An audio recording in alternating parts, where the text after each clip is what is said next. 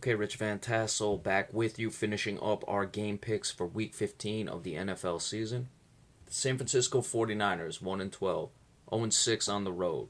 Travel to Atlanta to play the Falcons, who are 8 and 5, 3 and 3 at home. Now, this is a 4 o'clock start time for a team traveling from California to the East Coast, so that shouldn't be much of an issue for the 49ers. However, the fact that they're 1 and 12, have lost 12 straight, and are playing a very good Atlanta Falcons team is very much an issue for the 49ers. The injuries for the visiting 49ers: Daniel Kilgore, center; Vance McDonald are injury reserve outs. Torrey Smith, the wide receiver, is out, and Joe Staley, offensive tackle, is doubtful.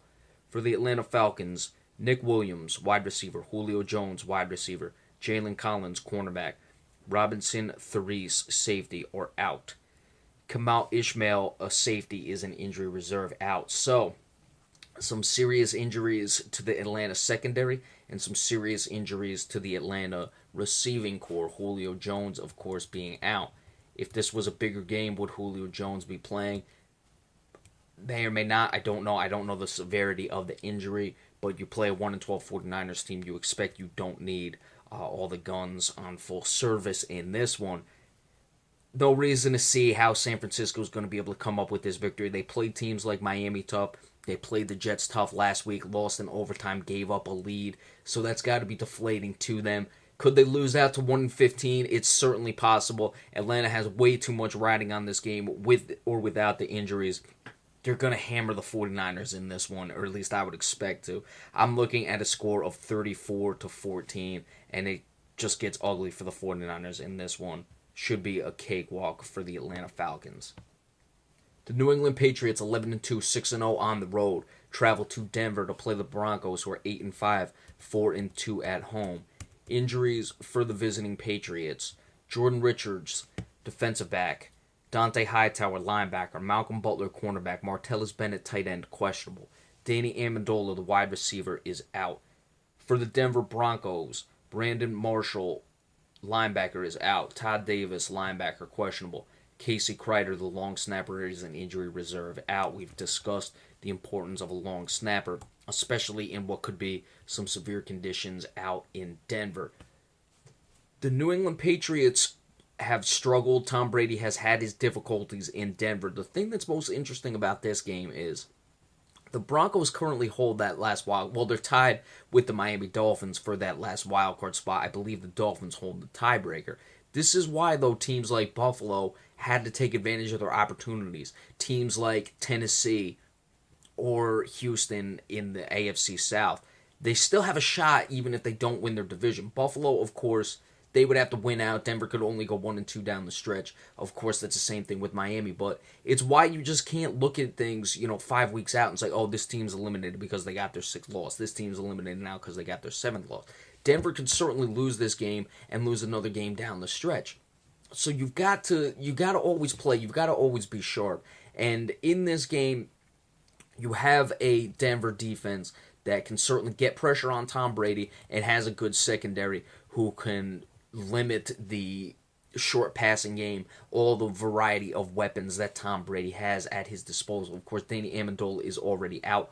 Martellus Bennett may not be able to go. They signed Floyd, however, who was just recently cut by the Cardinals, so that's something that could help the New England Patriots in that regard as well. I think Denver's going to keep the game low scoring, but I just don't see the Denver offense having enough, and Bill Belichick will figure out who he needs to shut down on the Denver offense, who's their, most potent weapon on the offense, and Bill Belichick is going to find a way to do that. I expect with the conditions and with the Denver defense, it will be low scoring. Surprisingly low scoring for a Tom Brady quarterbacked team, but the Patriots come away with the victory nonetheless, 17-13, as Denver struggles to find the end zone. And I would expect the only touchdown Denver has is a defensive touchdown.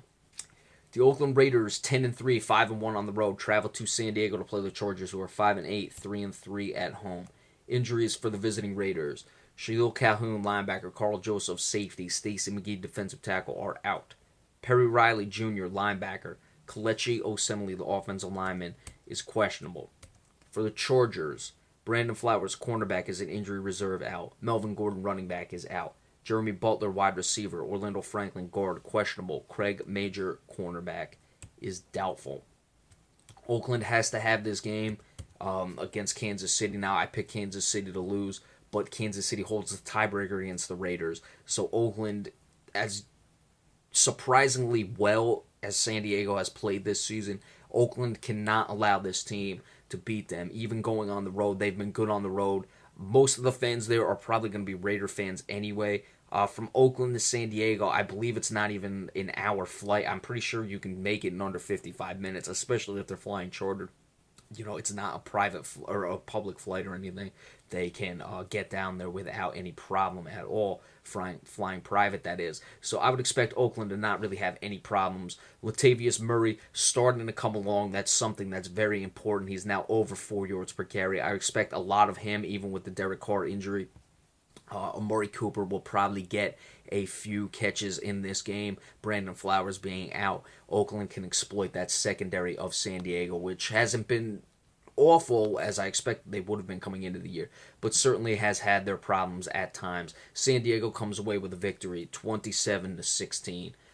Or excuse me, Oakland comes away with the victory, 27-16. San Diego struggles to find the end zone. The Tampa Bay Buccaneers 8-5, traveling to Dallas to play the Cowboys, who are 11-2. Tampa Bay very good on the road, 5-1. The Cowboys 5-1 at home. This game was flexed into the Sunday night game, so obviously the powers that be felt this is a very interesting game, and it should be a very good game. Tampa Bay's been playing well, and of course the Cowboys are 11-2, and they bring the star appeal that the Cowboys do. Injuries for the Tampa Bay Buccaneers: Luke Stocker, tight end; Chris Conte, safety; Gerald McCoy, defensive tackle; Silver Siglia, defensive tackle, questionable; DeMar Dotson, offensive tackle, is out. For the Cowboys, Ronald Leary, guard; Sean Lee, linebacker; Orlando Scandrick, cornerback; Tyron Smith, offensive tackle; J.J. Wilcox, safety, are all questionable.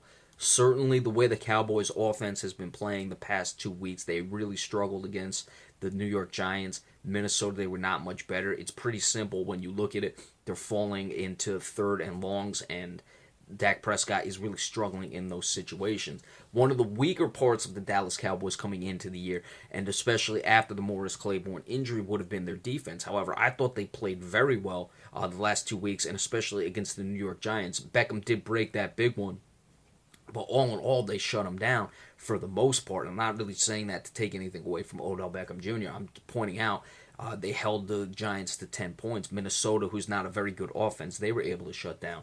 So while the Cowboys' offense has started to struggle, their defense has come along. Tampa Bay's really hot. They're very good on the road. Jameis Winston is making a lot of plays.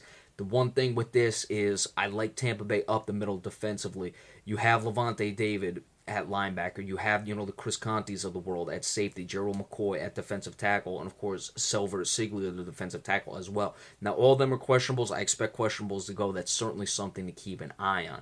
Can the Cowboys' offensive line start to reestablish themselves, get them in the third and manageable, or just not third downs at all and be able to move the sticks? Interesting game. I like Tampa Bay on the road in this one. Cowboys offense continues to struggle. Of course, there's going to be a lot of questions if they do about Tony Romo. We'll get into that after the game happens, and we'll see what the Cowboys offense does. I expect struggles from the offense. Again, Tampa Bay 24-17 over the Dallas Cowboys. And of course, just a reminder for all those listening on Get Live Radio, you can find me as well on my YouTube channel, the Rich Van Tassel channel, where we'll do everything else with sports there, weekly NBA reports, Monday night picks, and all that good stuff. So be sure to stay tuned for that. Thank you all so much, and enjoy the rest of your weekend.